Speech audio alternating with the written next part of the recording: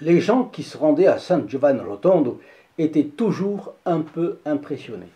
Parce qu'il fallait se confesser, on savait que le Padre Pio refusait l'absolution si on n'avait pas les dispositions nécessaires.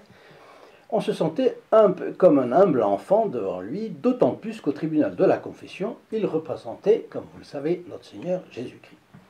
C'était du sérieux.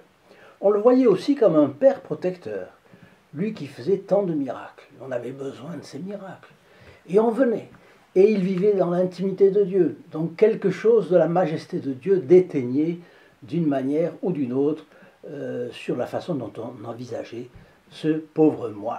Mais nous allons voir que le Padre Pio avait une autre position aussi, c'est celle de l'enfant innocent et ses attitudes diverses, ou ses visages, si vous voulez, ces deux visages très divers, étaient vrais tous les deux.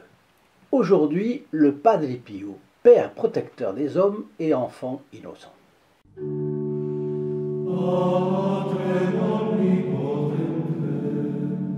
Chers amis fidèles du Padre Pio, bonjour. Mon nom est Jean Goyard et vous assistez au programme sur les pas du Padre Pio.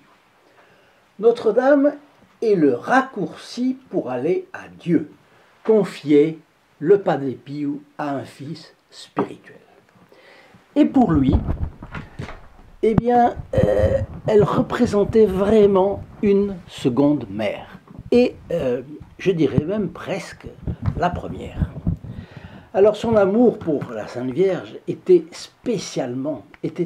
manifeste devant le tableau de la Madone à l'enfant Jésus qui surplombe le maître-autel de l'ancienne et petite église de San Giovanni Rotondo. Si vous allez sur internet, vous le voyez. Dans la grande église, et qu'il a fait construire après, il y a une espèce de mosaïque qui représente la même. Mais évidemment, ce n'est que la mosaïque. Lui, il allait devant le vrai tableau qui était dans la petite église, le petit sanctuaire. Donc il avait une dévotion tendre, extrêmement tendre, super tendre, envers la Madone delle Grazie, Notre-Dame des Grâces en italien. Bon. Et il lui confiait tout, comme un petit enfant à sa mère. Ses souffrances, ses peines, ses angoisses, ses intentions, ses remerciements, ses joies, ses repos. Tout. Il passait des heures en prière devant ce tableau du maître-autel de San Giovanni Rotondo. Des heures le jour et des heures la nuit. Et voyez comme c'est joli, comme c'est beau en soi, un homme qui ne passe pas un jour, qui ne passe pas une demi-journée, ni une heure, ni un quart d'heure, sans offrir quelque chose, quelques pensées à la Sainte Vierge. Tenez, je vous propose une idée. Que pensez-vous de faire la même chose? Ne pas passer un certain temps sans offrir quelque chose à la Sainte Vierge et au Padre Pio. Disons, à la Sainte Vierge, pas l'intermédiaire du Padre Pio. Vous verrez, vous serez plus calme, votre âme affrontera mieux les difficultés de cette vie. L'inquiétude aura moins de prise sur vous. Vous n'aurez pas de tentation de baisse de morale. Vous pouvez même aller plus loin. Ne pas passer un jour sans faire un partage de vidéos du Padre Pio. Vous recevrez le bénéfice très réel d'une messe célébrée pour notre chaîne, mais en plus, chaque personne qui recevra la vidéo en partage entrera aussi parmi les bénéficiaires de cette messe. C'est prévu, c'est convenu avec le Père, le prêtre célébrant cette messe. Ainsi, vous serez l'intermédiaire qui aura permis une pluie de grâce chez vos connaissances. Ça vaut la peine, ça vaut le coup. Le 5 mai 1957, lors du premier anniversaire de son hôpital, la Casa Sollievo della Sofferenza, quand il s'adresse aux fidèles, le Padre Pio laisse échapper cette confidence, manifestant son amour si fervent pour la Madone. Très sainte Marie, Notre-Dame des Grâces, Reine à laquelle nous exprimons chaque jour notre amour, nous implorons votre maternelle assistance, régnez souverainement sur nous tous et assistez-nous toujours. C'était un cri de foi, de confiance. Eh bien, nous aussi, nous pouvons, à la suite du Padre Pio, implorer Notre-Dame plus souvent et avec plus de foi.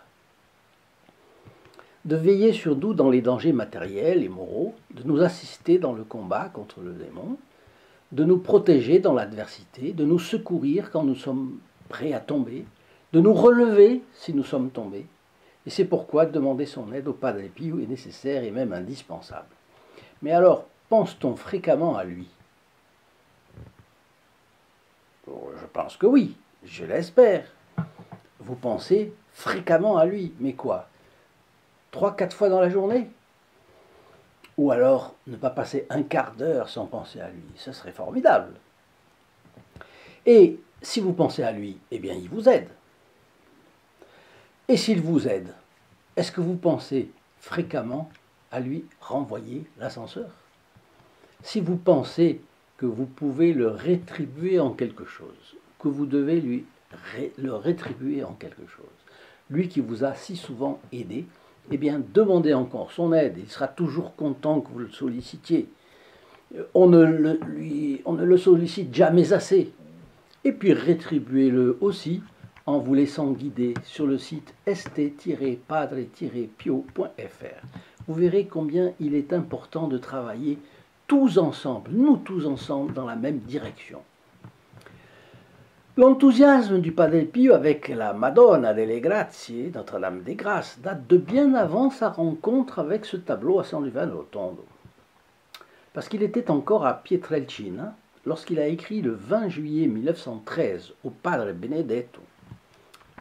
Mon esprit a été subitement transporté par une force supérieure dans une vaste salle remplie d'éblouissantes lumières. Sur un trône en hauteur, constellé de pierres précieuses, je vis une dame d'une rare beauté. C'était la Sainte Vierge, la très Sainte Vierge, avec l'enfant sur les genoux. Celui-ci avait une attitude majestueuse, un visage plus splendide et lumineux que le soleil. Autour d'eux, une grande multitude d'anges, sous les aspects les plus resplendissants. Ça, on le trouve dans la correspondance du Padre Pio, le tome 1, qui est réservé à sa correspondance avec ses directeurs spirituels. D'abord le Padre Benedetto et ensuite le Padre Agostino. Mais c'est le Padre Benedetto avec lequel il s'entendait vraiment bien. Voyez la simplicité avec laquelle le Padre Pio raconte sa vision à son père spirituel, le Père Benedetto. Entre parenthèses, c'est le seul personnage à avoir compris quelle était son immense mission ici-bas. Il l'a bien dit. Sa mission, eh bien, nous pouvons y apporter une petite pierre, une petite participation, en la faisant connaître et en partageant ses vidéos. Mettez votre like, etc. Donnez-moi vos commentaires. N'oubliez pas de le faire. Cela me fait penser aussi que vous pouvez obtenir gratuitement cette photographie et se livrer de méditation du Padre Pio, tout simplement en passant un petit coup de fil.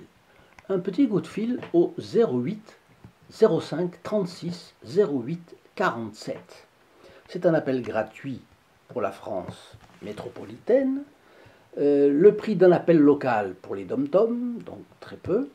Et pour nos cousins canadiens, c'est un autre numéro de téléphone, c'est le 1 844 398 88 67. Lorsque le tableau, je reviens à mon fil, lorsque le tableau au-dessus du maître-autel du sanctuaire Notre-Dame des Grâces, à San Giovanni Rotondo, était porté en procession aux fêtes annuelles de la... ça se passait autour du 8 septembre. 7, 8, 9, 10 septembre, bon. Deuxième semaine de septembre, donc. Le Padre Pio ne s'habituait pas à voir l'autel dépouillé de la fameuse image, devant laquelle il priait tellement. Il disait que sans elle, l'église lui semblait vide et qu'il se sentait quasi orphelin. Un après-midi de septembre 1965, après le salut au Très Saint-Sacrement, pendant ces fêtes, autour du 8 septembre, bien entendu, après le salut du Saint-Sacrement, les fidèles sont restés dans l'église en attendant le retour de l'image partie en procession dans la ville. Il y a ceux qui accompagnent la procession, il y a ceux qui restent. Et le Padre Pio est lui aussi resté à sa place en priant. Soudain, Don Pierino Gaglione, qui est un prêtre, on appelle en Italie les prêtres Don Pierino Gaglione, le voit sauter sur ses pieds et s'appuyer sur le parapet. Je pense que quand ils disent parapet, ça voulait dire la table de communion, en fait, en criant quelque chose. Il se souvient, j'ai pensé qu'il se fâchait contre quelqu'un. Parfois, il se fâchait. Et j'ai craint de m'approcher. Mais en regardant son visage, j'ai vu qu'il pleurait. Qu'il pleurait comme un enfant que sa mère aurait laissé seul à la maison et qui la voit revenir. Et il criait fort. « Mamina mia, mamina mia !»« Ma chère maman, ma chère maman !» J'étais émerveillé de voir le Padre Pio, dont la figure était celle d'un père, mais dont l'attitude devant sa mère dans le ciel était celle d'un petit enfant. Voyez comme c'est délicieux de voir le Padre Pio dans ces attitudes-là, et de voir les deux opposés en plus.